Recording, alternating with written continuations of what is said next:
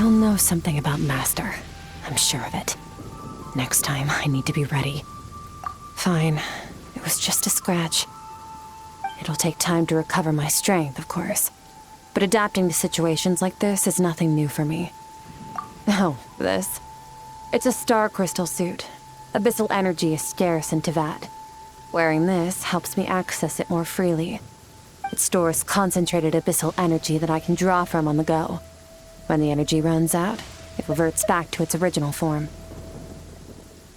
Found somewhere to rest. Well, lead the way then.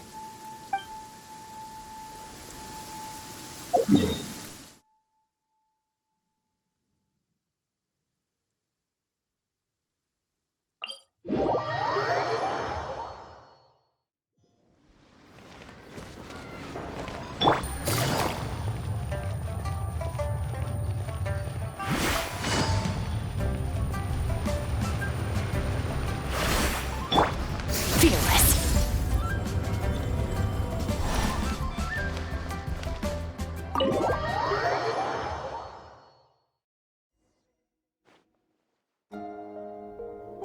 Huh. This bag from Skirk has a ton of Mora in it. Does she have a job or something? Wait, no. After what we saw at Wamin Restaurant, that seems impossible. Can you imagine?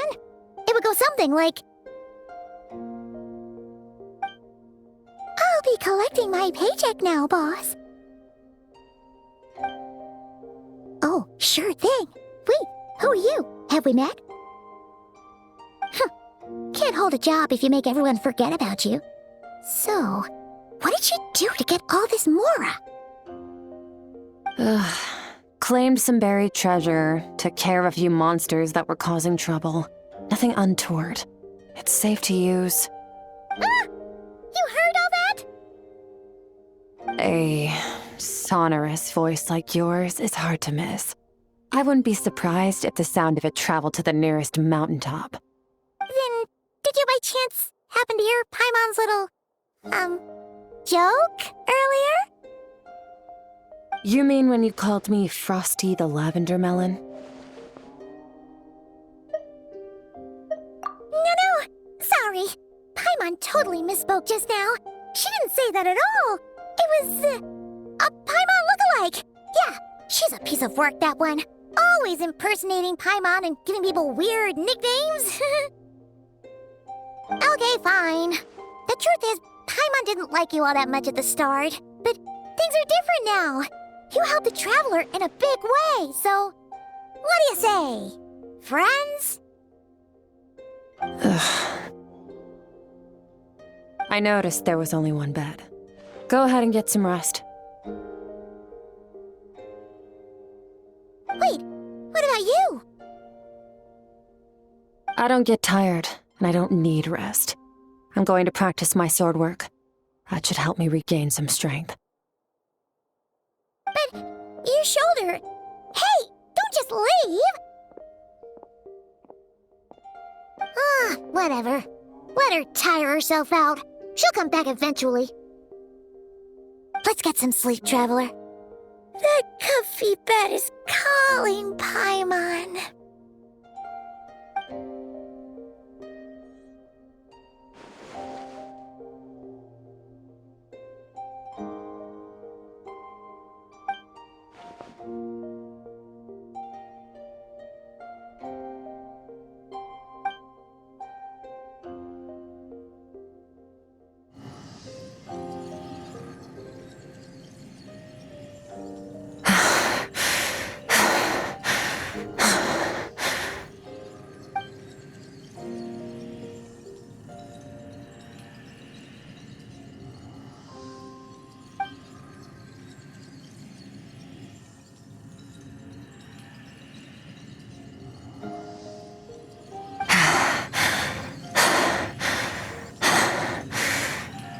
Quiet.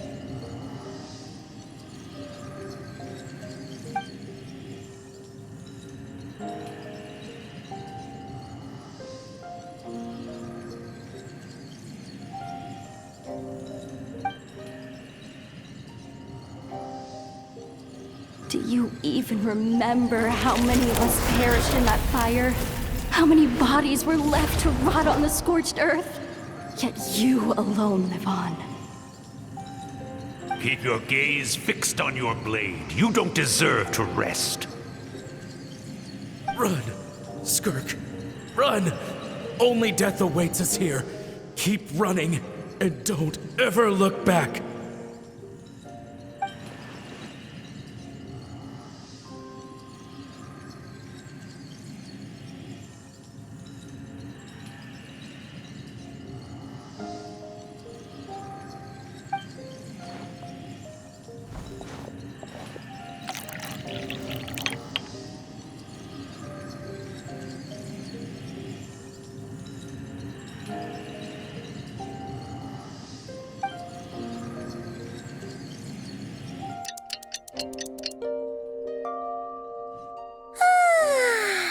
Getting an early night's sleep is the best. That bed was so comfy. Wait, Skirk? Have you been sitting out here the whole night? The bed's all yours if you want it.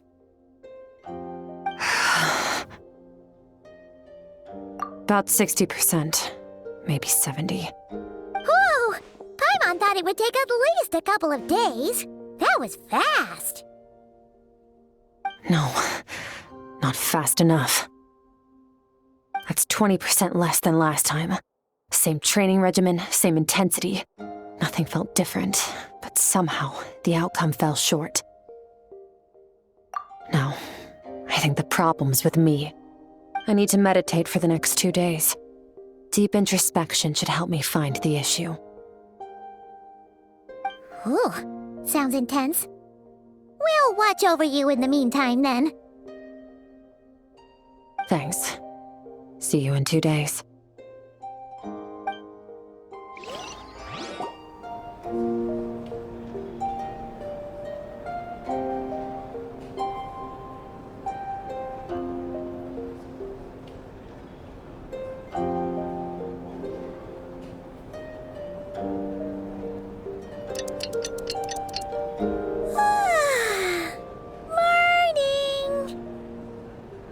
Skirk is still meditating, huh? It's been 2 days already. Shouldn't she be awake by now? Paimon can't think of anything we can do to help. Oh, wait! Breakfast! That's it! Paimon will go get breakfast! Skirk is gonna be starving when she wakes up. Be right back.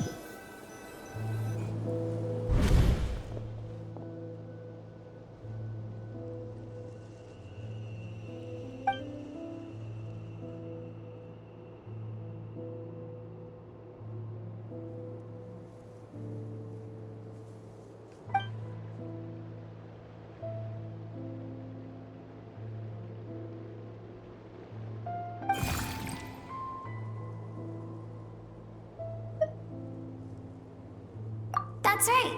This is Skirk's inner world. Think of it as the threshold between the soul and dreams. This isn't your first time here, but what you remember is probably a space covered in darkness.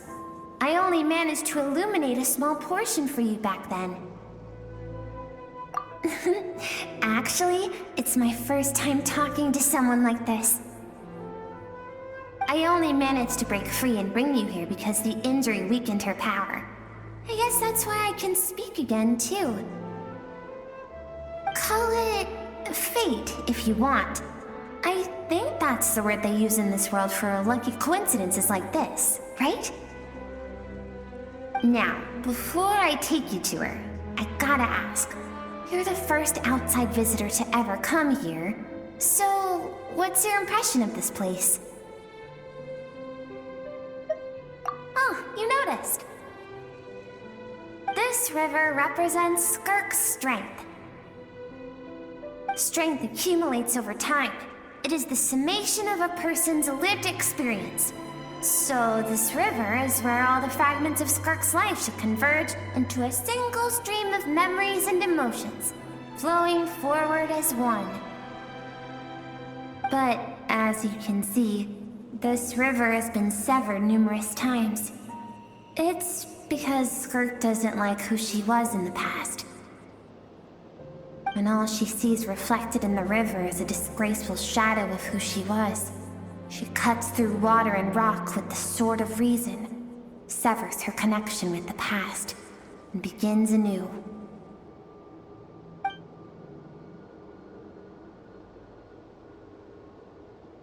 You must learn to shut out all the pointless emotion.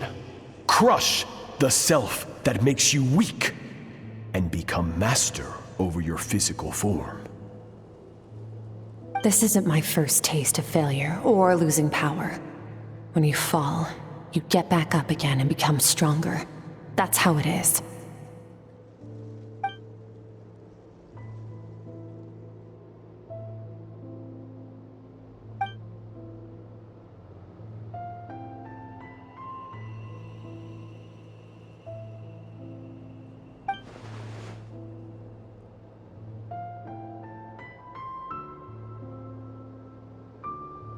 The answer to one mystery invites another question, I see.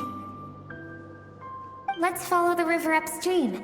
There among the cliffs, among the memories etched into her heart, lies the truth of it all. Soon, you'll understand everything.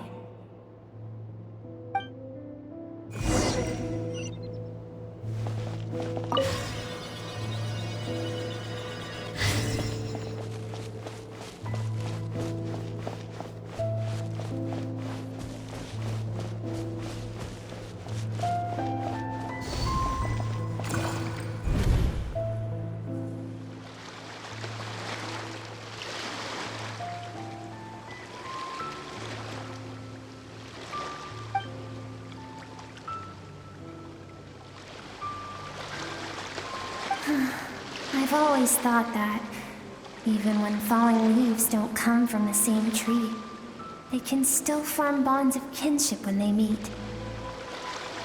Like meteors, you both made a journey through the stars.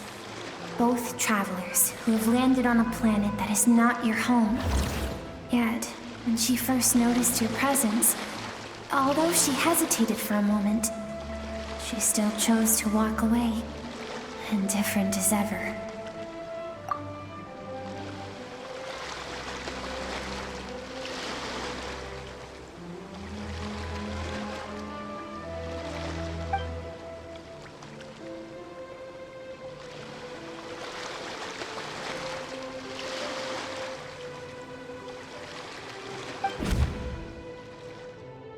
Seems like you've answered your own question.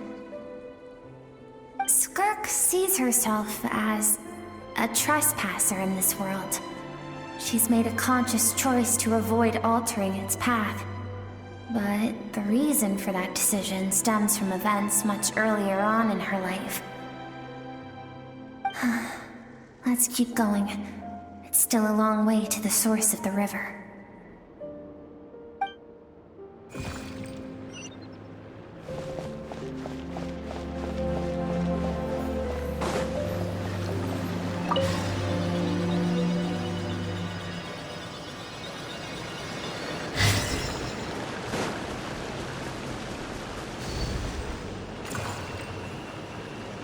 You now have what it takes to wield immense power.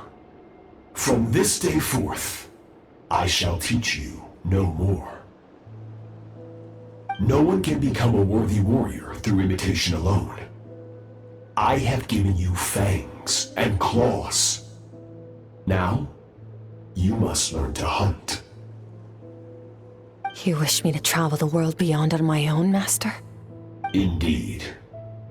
Make new friends. Embark on your own journey. And piece together a new future from the shattered remnants of your past. We will still have contact through the abyss. But know this. One day, I will take the life you worked so hard to rebuild and reduce it to ashes. Just like the fire that haunts your mind. Why do you do that? I have told you before, fear is the catalyst for human evolution. You have tasted loss. You have known fear so deep it can be felt in the bones. But as living beings, we all have an instinct to detach from that which harms us.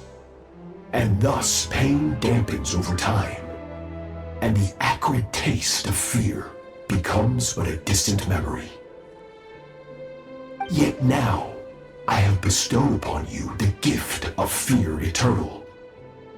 It will drown you in the nightmare of your childhood, or it shall drive you to defeat me, whatever the cost.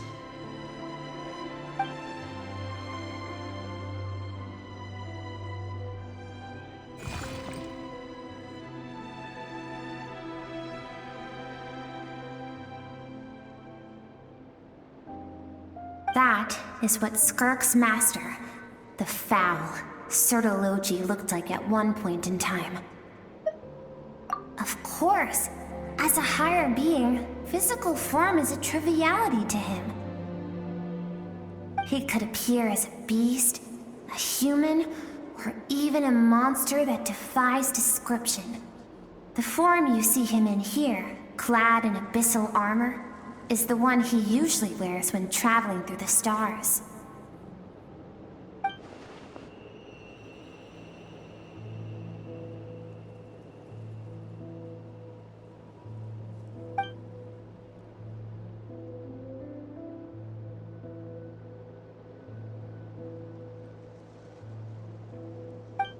For certain reasons, I need to bridge the power gap between me and my master as quickly as possible. But first, I need to understand the source of his strength. To do that, I need to follow in his footsteps, walk the path he once walked, and somewhere along the way, I'll find out how to defeat him. That is my sole focus and purpose.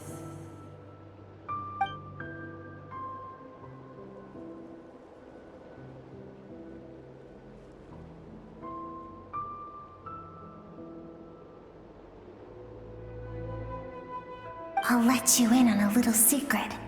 The real Sertologi is terrifying. The scope of his power is impossible to understand until you experience it firsthand. It is absolute, the power to crush all things. Shall we keep going? Let's see. We're about halfway there.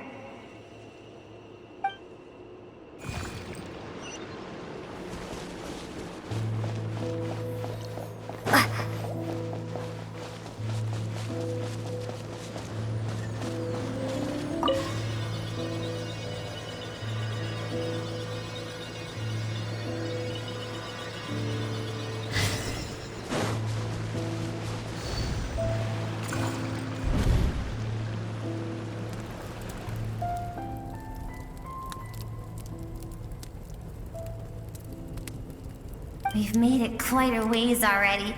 This is Skirk, when she first began training under Sertologi. I have set your broken wrist. Tomorrow, you're to train twice as hard. No tears this time. Good. Attempting to garner sympathy through tears is a habit of the weak. A pitiful, useless ploy. Can I ask a question, Master? Why did you save me? I keep thinking, maybe it would be better if I had died.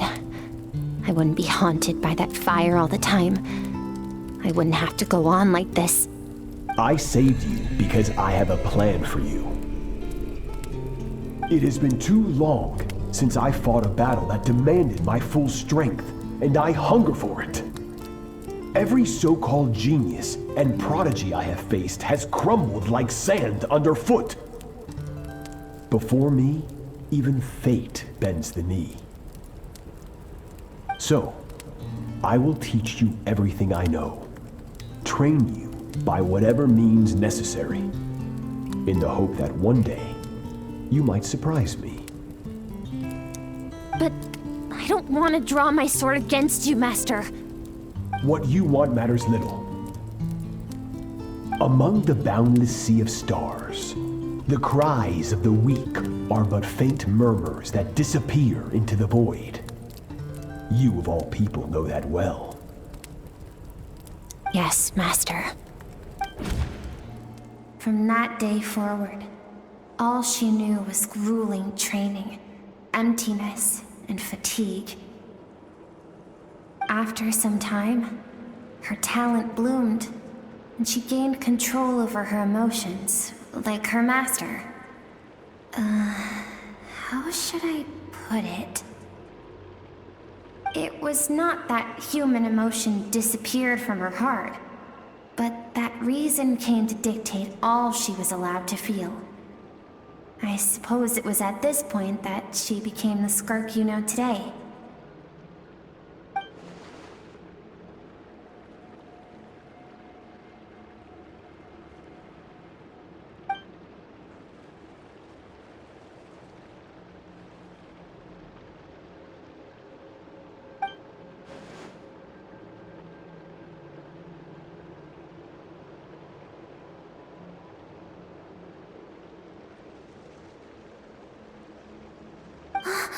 We're nearly there. I almost don't want to reach the end. Well, shall we? This is the final stretch.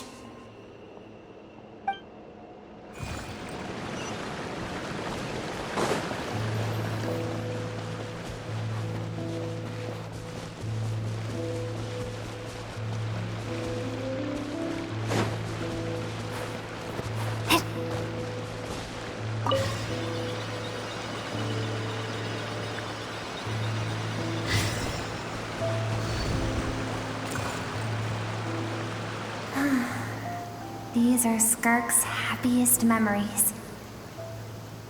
What a simple and carefree time it was. Wisps of clouds dotted the sky. The sun bathed everything in golden light. And when song filled the air, not even the shyest of flowers could resist swaying along. This is Skirk's homeland. She was so curious about everything as a child, always skipping school to go exploring instead. There was so much to discover. The treasures at the bottom of the sea, the secrets beyond the stars, and that merchant ship packed with adults wearing those strange clothes. Yes, the ship. That was the beginning of the end. It was a spaceship. When it arrived, the people that disembarked wore smiles on their faces and spoke of friendship. They claimed to be merchants from a neighboring planet, looking to establish trade. Skirk's parents, her relatives, her neighbors, everyone welcomed the newcomers with open arms and allowed them to explore the planet. To them, the visitors were guests and should be treated with hospitality. No one had any idea of what was to come. Several months later, an army of unknown origin arrived without warning and carried out a ruthless campaign to destroy everything and everyone on the planet. Skirk had skipped school that day, like so many times before. so she was not caught in the immediate wave of destruction. But when she came home that day, only fire and ruin awaited her. Countless people cried out to her for help. People she knew and loved. Friends and relatives. The little girl who lived next door. The shop owner with the bad leg. The bad-tempered teacher she had made fun of just that morning. Their lives were discarded like worthless trash as the fire consumed one life after another. Skirk was helpless. All she could do was run. And so she did. She kept running until an unexpected figure crossed her path. If Sertology hadn't been there in that moment, the fire would have claimed her life too. And there she would have remained, left to rot in the scorched earth, with no answer as to why any of this was happening.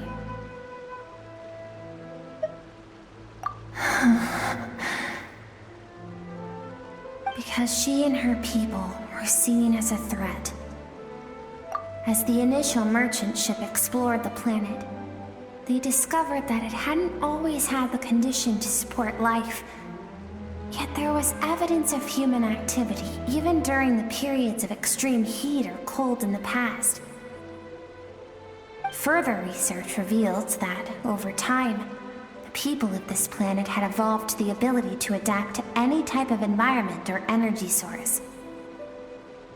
For that reason, the outsiders viewed them as a potential threat, and decided to eliminate them before the threat could rear its head. And so, the army was called, and the so-called danger was wiped from the face of the planet. Senseless, isn't it? Deemed a threat because of a gift they didn't even know they had. Perhaps it was their own innocence and kindness that doomed them. But in the end, that was lost to the blaze as well. If those with power get to decide good and evil, then all you can trust in is the sword in your hand. And so, before death could claim her, she ran. She ran and never stopped. No one wants to relive their most painful moments. Well, that brings us to the end of the story. This is as far as we can go. Skirk is waiting over there. For both of us. Let's go to her. It's time to fulfill my purpose. And my greatest wish over all these years.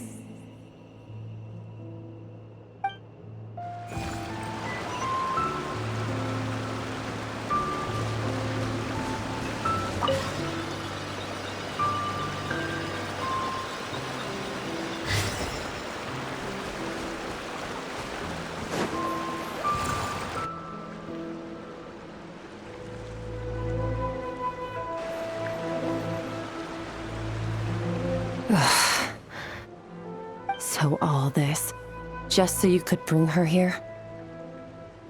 I have things to say to you. Well, to me.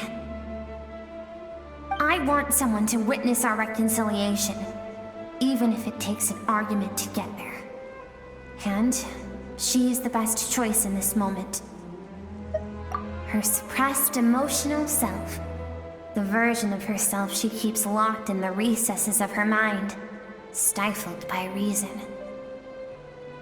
All those rejected impulses, those discarded aspects of your past selves, they are a part of me now. I am who you used to be.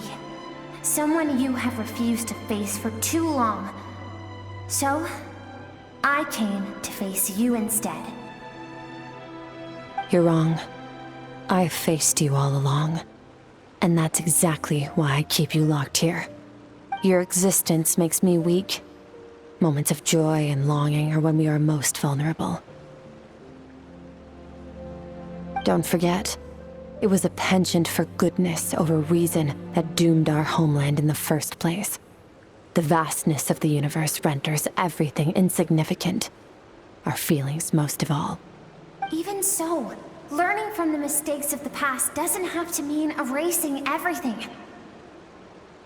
Strip yourself of your so-called weaknesses, emotions like kindness and empathy, and what makes you any different from the ruthless soldiers who slaughtered our people?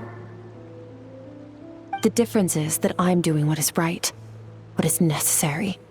I allow you to exist, but with limited freedom. That is the greatest kindness I can offer. I have shouldered everything you couldn't carry. I rose above the numbness and emptiness, and it was cold, unfeeling reason that brought me this far. It made me who I am. It made me strong. That is the problem. I want to shoulder those things together. On the grand scale of the entire universe, maybe our feelings are vanishingly small, but why should that mean they don't matter? Emotion gives warmth to the cold expanse of space. It gives meaning to the world around us. Think back to those nights of gazing at the stars, those afternoons of exploring the unknown. Think back and let them grant you peace. A brief respite from the pressure you put on yourself.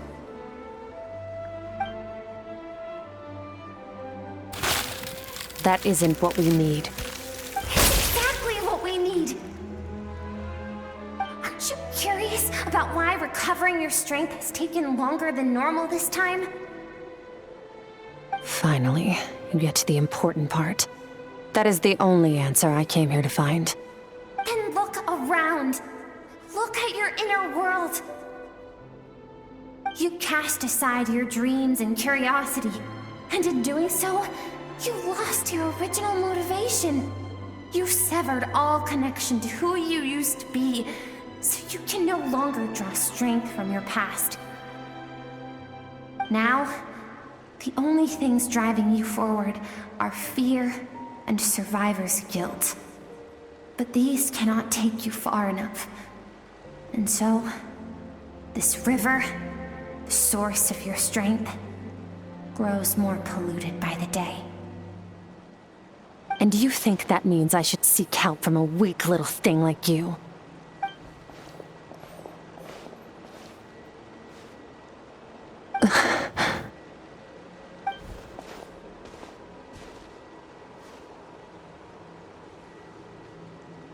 Thank you for saying that. I knew bringing you here would be the right choice. To be honest, I'm not here to argue with you. This isn't about who's right or wrong. And in fact, I agree that in order to make it through the wake of that tragedy, we had to distance ourselves from the pain through reason over emotion. But what is right at one point in time isn't always right forever. I know you will never forget that fire. I know the fact that you were the sole survivor fills you with guilt. And I know that among the voices that haunt you, mine is there too. Because deep down, you know that you didn't turn out to be the person you wanted to be. All those unfulfilled hopes are like knives to the heart. And I don't want you to hurt anymore. So even if you can't accept me, I hope, at least...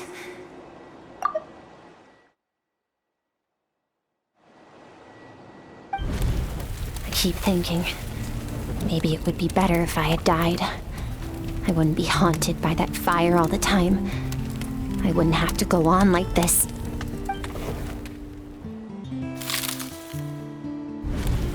Your dad and I, we're not afraid to stare death in the face, but we need you to survive.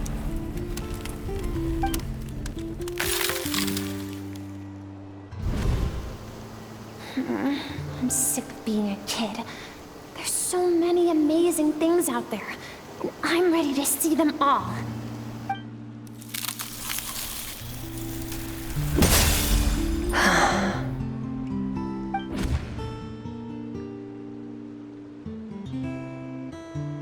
I remember. There was a song Mom and Dad always sang when we went out to fetch water. Dancing water. The sand along your path is begging for your song and movement. Will you carry this burden with you on your journey? I am not the dancing water, and you are not the burdensome sand. But if this is your wish, then I will carry you with me until the end. Thank you. I should be thanking you.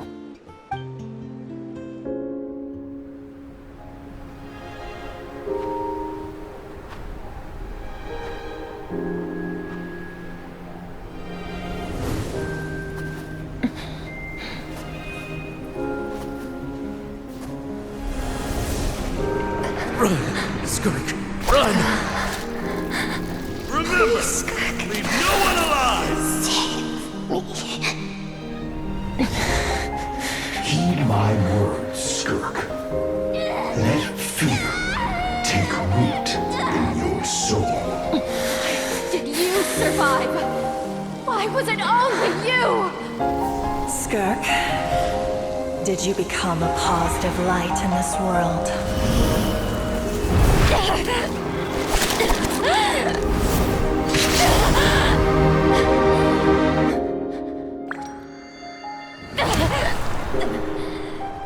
Hey, this doesn't have to be the end.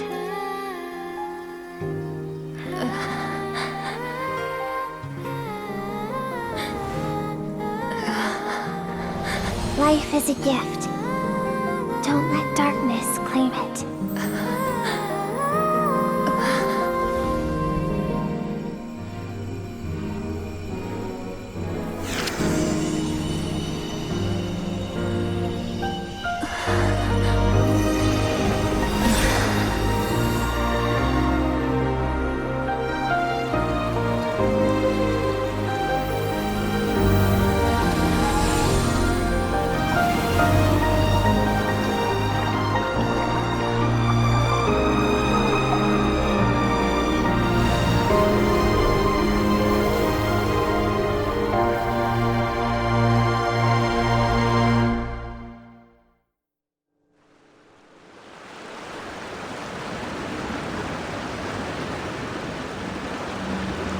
So, you saw my memories then.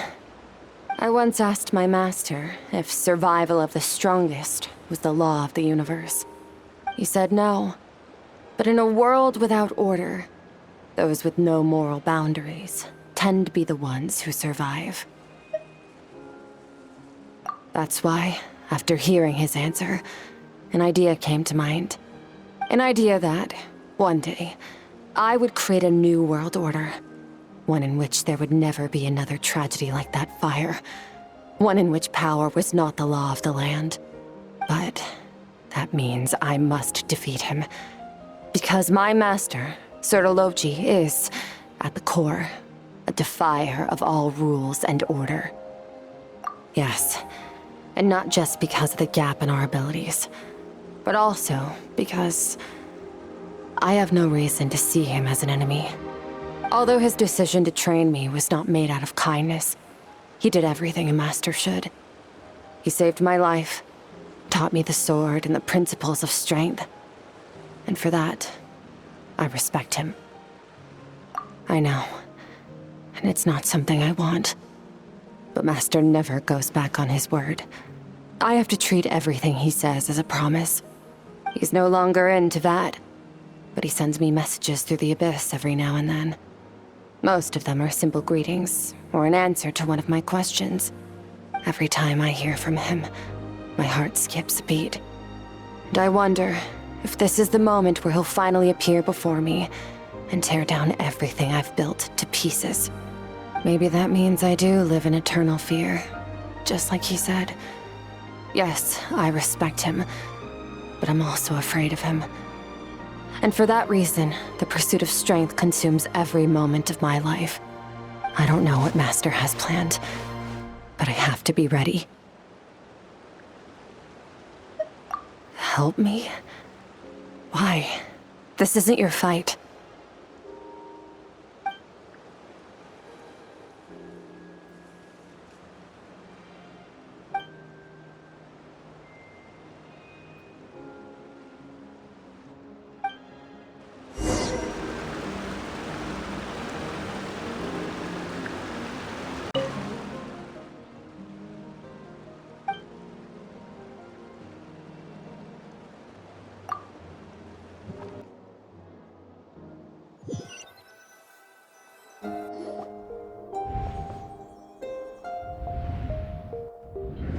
Oh, you're finally awake! Honestly, Paimon was gone for like 2 seconds and then she comes back and finds you both unconscious? Oh, you scared Paimon half to death! You're both okay, right? What does it look like?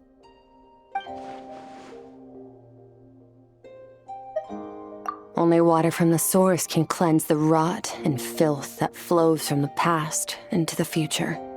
I taught you to incorporate the experiences from your journey into how you fight. I suppose what happened today will become an inseparable part of who I am. Okay, so Paimon feels like she's missing some important context. But whatever. Paimon brought back tons of delicious snacks! Let's dig in!